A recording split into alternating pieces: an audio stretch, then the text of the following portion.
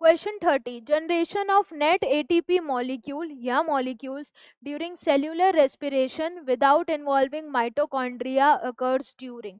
तो एटीपी बना रहे हैं, लेकिन उसमें ये पूछा है हम माइटोकॉन्ड्रिया को इन्वॉल्व नहीं कर रहे, विदाउट इन्वॉल्विंग माइटोकॉन्ड्रिया।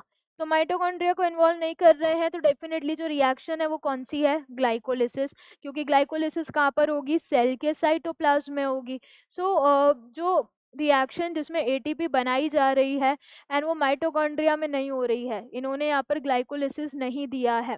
तो क्रेब्स साइकिल हमें मालूम है माइटोकॉन्ड्रिया में ही होगी, माइटोकॉन्ड्रिया के मैट्रिक्स में होगी, तो ये तो ऑप्शन ही हट गया।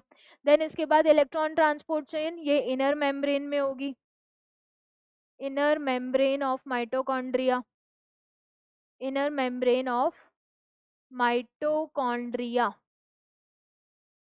इनर मेम्ब्रेन ऑफ माइटोकॉन्ड्रिया, ये किस में है, माइटोकॉन्ड्रियल मैट्रिक्स में है, तो ये भी नहीं जाएगा।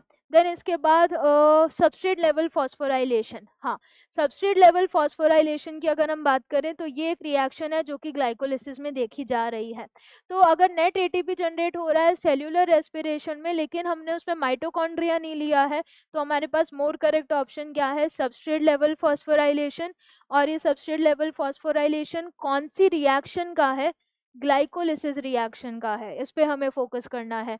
और ये वाली जो ग्लाइकोलिसिस रिएक्शन का एसएलपी है, ये सेल के साइटोप्लाज्म में होगा, तो इसलिए मोर करेक्ट क्या हो गया, ऑप्शन सी। फोटो रेस्पिरेशन नहीं, फोटो रेस्पिरेशन में भी हम माइटोकॉन्ड्रिया यूज करते हैं, क्योंकि फोटो रेस्पिरेशन में 3 सेल ऑर्गेनल्स आती हैं, chloroplast, peroxisome and mitochondria. Question में बोला है विदाउट इन्वॉल्विंग माइटोकॉन्ड्रिया।